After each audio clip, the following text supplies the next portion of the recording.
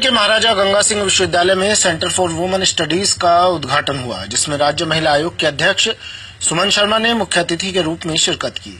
Centre उद्घाटन के बाद सेंटर के निदेशक डॉक्टर मेघना शर्मा ने एक दिवसीय राष्ट्रीय परिचर्चा का भी आयोजन किया, जिसमें महिलाओं को अनेक प्रकार से सक्षम बनाने के लिए मंथन किया गया।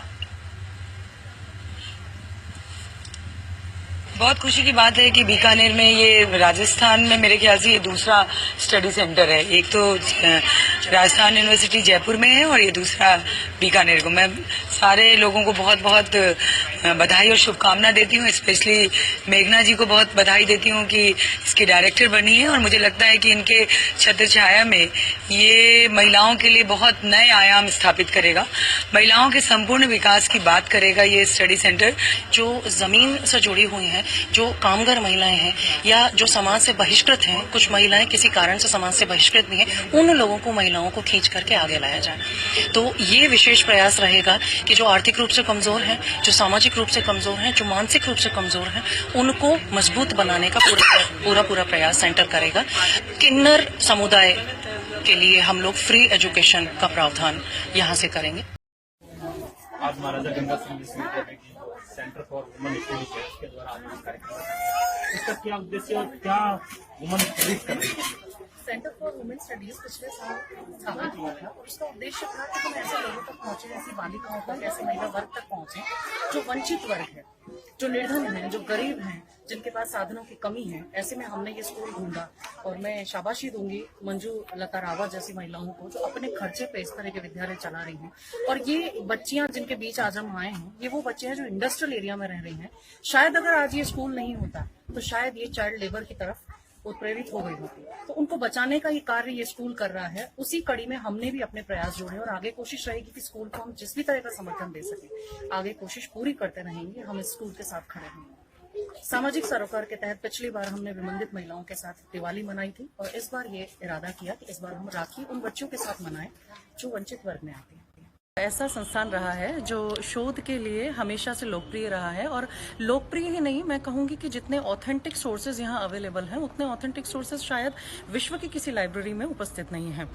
और मैं विद्यार्थी जीवन से संस्थान के साथ जुड़ी हुई हूँ और विशेष बात यह है कि यहाँ की जो सीनिक ब्यूटी है, ये सीनिक ब्यूटी भी अपने आप में बहुत आकर्षित करती है। और जिस प्रकार से महाराज कुमार ने, जिसे मैंने अपने प्रोग्राम के दौरान भी ये बात कही थी कि वो बड़ी विपदाओं में सीता मऊ को उन्होंने स्थापित किया और सीता मऊ को ठिकाना बनाया अपना, और उस कंडीशन में इतनी उत्कृष्ट लाइब्रेरी को स्टैब्लिश कर लेना अपने आप में बहुत बड़ी बात थी। अभी हिस्ट्री की लाइब्रेरी लोगों का रुचि नहीं है हिस्ट्री की लाइब्रेरी में रुचि इसलिए नहीं है क्योंकि आजकल डिजिटलाइजेशन रिकॉर्ड्स का हो गया है और डिजिटलाइजेशन होने की वजह से लोग लाइब्रेरी आकर पढ़ना कम पसंद करते हैं।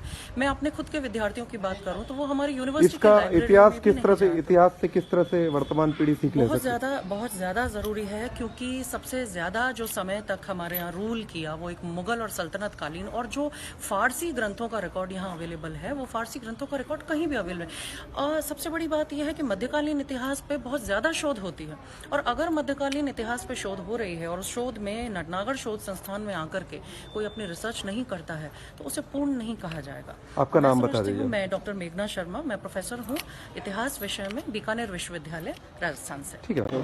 19 जनवरी रविवार है और उस दिन हम लोग एक सेमिनार करवा रहे हैं जो महिला सशक्तिकरण पर होने के साथ साथ लिंग संवेदीकरण पर है। हमने अब तक जितने भी सेमिनार्स आपने देखी होंगी या हमने देखी, मैंने बहुत सारे सेमिनार्स अटेंड करी जिसमें महिला सशक्तिकरण के मुद्दे को उठाया जाता है, लेकिन हमने इस बार महिला के साथ साथ पुरुष को भी जोड़ने का प्रयास किया है। और मुख्य बात यह है, इसे मैं अपना नवाचार ही कहूंगी, इस बात का श्रेय भी मैं लेना चाहूंगी कि हमने इस बार मंच पुरुषों को बराबर बांटा है। केवल महिलाओं को मंच नहीं देकर पुरुषों की बात सुनने का मादा पैदा करने की भी कोशिश की है, क्योंकि कई बार पुरुषों को महिलाओं के जो कानून का दुरुपयोग हो रहा है उससे पुरुषों को बहुत तकलीफ भी हो रही है और कई पुरुष निर्दोष होते हुए भी जेल की हवा तक खा चुके हैं। तो हमारी इच्छा है कि हम ये जानें कि पुरुषों का क्या दृष्टिकोण है, पुरुषों को बराबर से समाज में क्या स्थान उनका रह गया या उन्हें अपने आप में कमजोर महसूस होता है, यदि वो इस बात को मन से बांटे। तो लिंग संवेदीकरण हमने रखा है।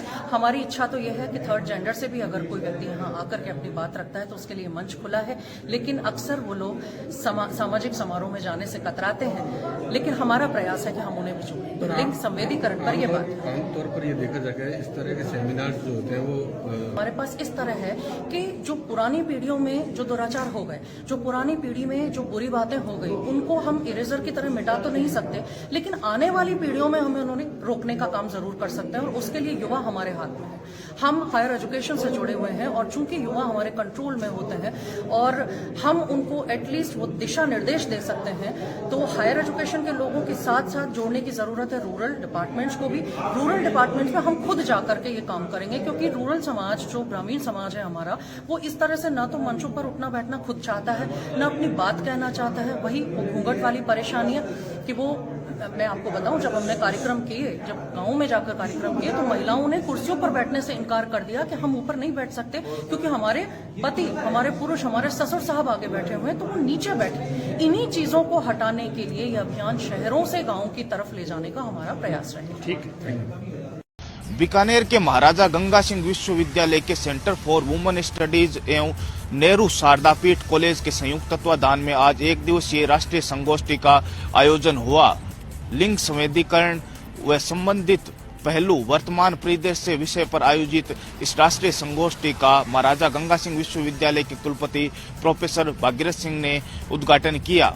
संगोष्ठी में डॉक्टर अनंत भटनागर, डॉक्टर शालिनी शर्मा ने लिंग संवेदीकरण को लेकर वर्तमान स्थितियों को लेकर मंथन किया। संगोष्ठी में मुख्य अतिथि के रूप में आए हिंद अकेडमी नई दिल्ली के पूर्व सचिव ज्योति जोशी ने देश में लिंग संवेदीकरण के साथ देश के वर्तमान हालातों को लेकर बेबाकी से अपनी बात रखी।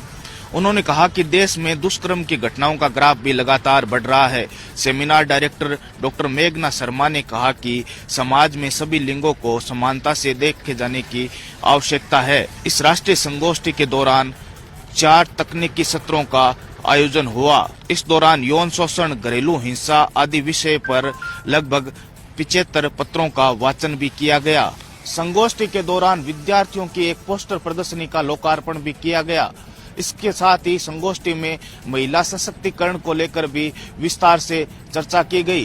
तो कुल मिलाकर कहा जा सकता है कि इस एक दिवसीय राष्ट्रीय संगोष्ठी के दौरान विभिन्न स्थानों से आए वक्ताओं ने महिला सशक्तिकरण और लिंग संवेदीकरण को लेकर अपने विचार रखे। बहुत बड़ा सम्मेलन है विभाग का।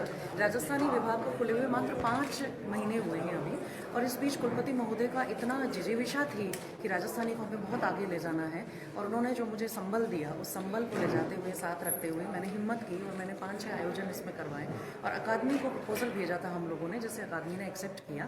और उसके बाद आज हम ये समारोह रख रहे हैं जो 2 दिन की गोष्ठी है, और इस 2 दिन की गोष्ठी में देश के महानतम राजस्थान साहित्यकार हमारे बीच मौजूद है। तो मुझे इस बात की बहुत खुशी है कि वे सारे लोग जिनको आज तक साहित्य अकादमी पुरस्कार मिल चुके हैं, बीकानेर के वो सारे ध्रुव इसमें सम्मिलित हो रहे हैं, और उसके साथ साथ परीक्षा के दिनों में भी इतने सारे लोगों की सहभागिता है।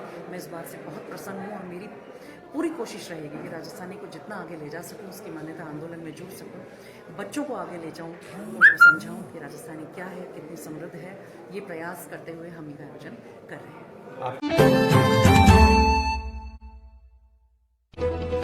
वीडियो कॉन्फ्रेंसिंग के माध्यम से अंतर्राष्ट्रीय रचना गोष्ठी में मास्को के हिंदी भाषी लेखक इलिया ओस्टोपेंको ने भारत यात्रा का संस्मरण सुनाया, तो बीकानेर राजस्थान के महाराजा गंगा सिंह विश्वविद्यालय के महिला अध्ययन केंद्र की डायरेक्टर और ख्यात कवयित्री कथाकार डॉक्टर मेघना शर्मा ने पैसेंजर ट्रेन नामक कहानी का पाठ किया। उनकी कहानी पर बहुत सी टिप्पणियां की गई, जिनमें डॉक्टर पांडे ने कहा कि ट्रेन एक प्रतीक है जिसमें अलग अलग मंजिल के यात्री अपने अलग कथाओं के प्रतीक हैं। भाषा के लिए इस कहानी की सराहना की जानी चाहिए। उल्लेखनीय है कि डॉक्टर मेघना शर्मा के 5 संग्रह अलग अलग विधाओं में प्रकाशित हैं तथा वह कई प्रतिष्ठित साहित्य पुरस्कारों से सम्मानित भी हो चुकी हैं।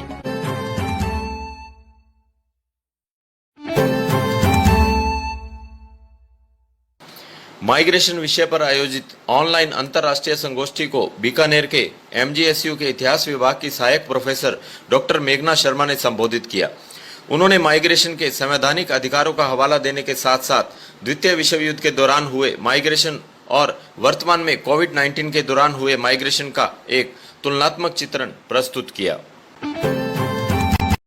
बीकानेर की महाराजा गंगा सिंह विश्वविद्यालय के सेंटर फॉर विमेंस स्टडीज की डायरेक्टर डॉक्टर मेघना शर्मा ने बताया कि शिक्षा नीति में स्कूल शिक्षा को 10+2 से अलग हटकर नए सांचे में ढालने का प्रयास किया गया है। विद्यार्थी भी इस नई शिक्षा नीति को उनके भविष्य के निर्धारण के लिए लाभकारी बता रहे हैं। वैसे तो हर 15 वर्ष में इस तरह का विजन, इस तरह का डॉक्यूमेंट अमूमन आ जाया करता है, लेकिन इस बार 34 वर्ष के अंतराल में ये विजन हमारे सामने प्रस्तुत किया गया है। इस विजन की सबसे महत्वपूर्ण बात यह है कि इसमें मातृभाषा को विशेष स्थान दिया गया है, ये कहकर कि प्राथमिक शिक्षा व्यक्ति मातृभाषा में कर सकता है। स्कूलों में इस बात को लागू किए जाने का प्रावधान इस नई शिक्षा नीति में रखा गया है और इसके आधार पर हम चूंकि राजस्थान के वासी हैं, तो राजस्थानी मान्यता आंदोलन के साथ जोड़कर अगर इस बात को देखा जाए तो हम समझ सकते हैं कि राजस्थानी मान्यता आंदोलन के नाते अगर राजस्थानी को मान्यता मिलती है तो अब 5वीं तक की शिक्षा, 5वीं तक का प्रशिक्षण बच्चे राजस्थानी में प्राप्त करने के लायक होने चाहिए। इस मांग को भी केंद्र स्तर पर उठाया जा सकता है। अब हम अगर कॉलेज लेवल की बात करते हैं तो अंडर ग्रेजुएट लेवल पर जब बच्चा पहुंचता है तो पहले जब 1 साल 2 साल बीच में वो डिग्री छोड़ दिया करता था तो उसे उसका नुकसान हुआ करता था, डिग्री नहीं मिलती थी। लेकिन अब पहले वर्ष अगर वो फर्स्ट ईयर करके और छोड़ देता है कोर्स को तो उसे एक सर्टिफिकेट दिया जाएगा, सेकेंड ईयर में एक एडवांस सर्टिफिकेट, तीसरे साल में डिप्लोमा, और अगर वो पूरी डिग्री करता है तो 4 साल के बाद उसके पास ग्रेजुएशन की कंप्लीट डिग्री होगी। बात करें पोस्ट ग्रेजुएशन प्रोग्राम की तो उसके पास 3 विकल्प हैं। 3 विकल्प में पहला विकल्प है 5 साल का इंटीग्रेटेड कोर्स, वो ग्रेजुएशन के बाद करे। दूसरा विकल्प है कि वो पहले की तरह से 3 साल बाद की डिग्री और 2 साल बाद का पोस्ट ग्रेजुएशन कोर्स करे, और तीसरा विकल्प है कि वो 4 साल की शोध डिग्री ग्रेजुएशन जो नई शिक्षा नीति में कही गई है उसके बाद 1 साल का मास्टर्स कोर्स करे। इस प्रकार कहा जा सकता है कि एक संपूर्णता को निहित करते हुए राष्ट्रीय शिक्षा नीति ने कोशिश की है कि बच्चों को अधिक से अधिक कॉम्बिनेशन उपलब्ध किए जाएं। वो फिजिक्स के साथ म्यूजिक भी ले सकता है, वो स्पोर्ट्स के साथ साइंस भी पढ़ सकता है। ऐसे कॉम्बिनेशंस की यहाँ कोई कमी नहीं है। राष्ट्रीय शिक्षा नीति अपने आप में एक ऐसा डॉक्यूमेंट कहा जा सकता है जो शिक्षा को निश्चित रूप से नए पायदान पर पहुंचाएगा। मेरा नाम डॉक्टर मेघना शर्मा है। मैं डायरेक्टर हूं सेंटर फॉर वुमेन स्टडीज, महाराजा गंगा सिंह विश्वविद्यालय बीकानेर में। बजट चौपाल में आपका स्वागत है। बीकानेर से मैं सतवीर सिंह राठौर सहयोगी जोशी के साथ में, और आज जानेंगे कि आम बजट को लेकर लोगों की राय क्या है। मैडम, बजट आने वाला है, क्या उम्मीद लगा रखी है आप? देखिए, सबसे पहली जो चीज़ है, एक महिला होने के नाते उसका किचन, उसको मैनेज करना होता है अपने किचन को। तो किचन उसकी आसानी से मैनेज हो, ये उसकी सबसे बड़ी समस्या होती है। और किचन में भी रसोई गैस सिलेंडर, तो जो ईंधन है, अगर ईंधन प्रोवाइड नहीं होगा तो उसकी किचन बहुत अच्छे से चल नहीं पाएगी। तो बेसिक चीज़ है किचन की एक ज़रूरत हो गई है कि आज वो सेल्फ डिपेंड हो, सेल्फ रिलायंट हो। तो बजट में कुछ ऐसी पॉलिसीज आनी ज़रूरी हैं जो उसे सेल्फ रिलायंट बनाने में मददगार सिद्ध हो। तो बेसिक चीजें ये हैं, बाकी बातें हम आगे करें। आप और क्या उम्मीद आप लगा के बैठे? देखिए, इलेक्शन से पहले एक लेखानुदान नाम से प्री बजट एक दिया गया था। उस प्री बजट तो हम नहीं कहेंगे, लेखानुदान था। उसमें 3 घोषणाएं प्रमुख थी। एक थी मुफ्त बालिका शिक्षा, दूसरी थी इंदिरा गांधी नहर की मरम्मत, और तीसरी थी 1 किलो गेहूं, 1 किलो रुपए पे गेहूं। ये कुछ भी अभी तक लागू नहीं हुआ है। अगर इन बातों को उठा करके इस बजट में एज इट इज रख भी दिया जाए तो भी बहुत सारे समीकरण सुधर सकते हैं। दूसरी बात मैं कहना चाहूंगी, दिल्ली में मेट्रो रेल में महिलाओं का सफर फ्री कर दिया गया। मैं बिल्कुल भी इस बात से सहमत नहीं हूं, क्योंकि इससे महिला मजबूत नहीं होती है। महिला मजबूत तब होगी जब उसको रोजगार शुरू करने के लिए कोई सब्सिडी दी जाए। और सब्सिडाइज्ड बजट की बजाय रैशनलाइज्ड बजट का जब तक कॉन्सेप्ट हम नहीं लेकर के आएंगे तब तक ये बजट सक्सेसफुल नहीं बन सकता।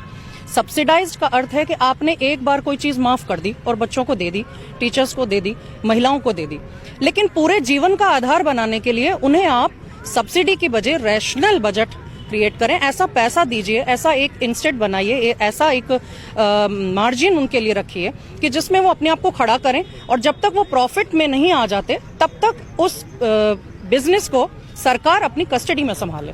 तब महिलाएं अपने आप में रिलायंट बनेंगी, सेल्फ रिलायंट। मतलब महिलाओं के लिए कुछ खास होना चाहिए। बिल्कुल, महिलाओं के लिए कुछ बताइए। महिलाओं के लिए इम्पोर्टेंट यही है कि वो जब तक आर्थिक रूप से मजबूत नहीं होगी वो अपने फैसले नहीं ले सकेगी, और जब तक महिला अपना फैसला खुद नहीं ले सकती वो मजबूत और सशक्त नहीं कहलाई जा सकती। बिल्कुल, महिलाओं के लिए कुछ खास व्यवस्था यहाँ पर होनी चाहिए बजट में।